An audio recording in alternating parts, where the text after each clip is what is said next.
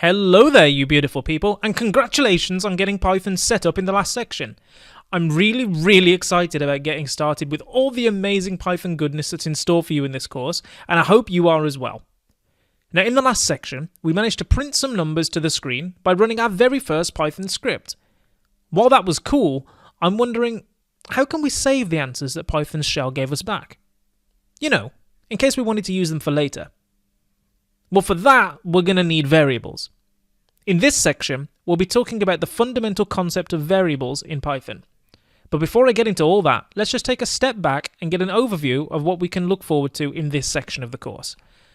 For those of you who feel like you have a very good grasp of variables from using other programming languages, feel free to skip this section if you like.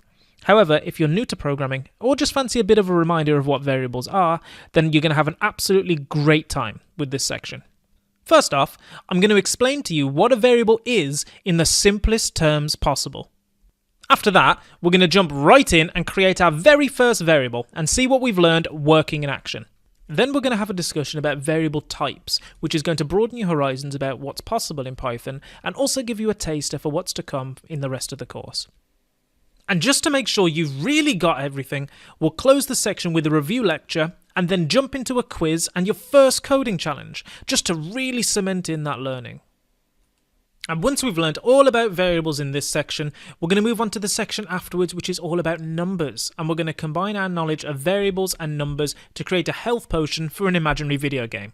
So in summary, in this section, we're going to introduce variables and variable types and give you plenty of practice to get this extremely important and fundamental concept down, and follow up by testing your understanding with some quizzes and friendly coding challenges. So without further ado, I'll see you in the next lecture to welcome you to the world of variables.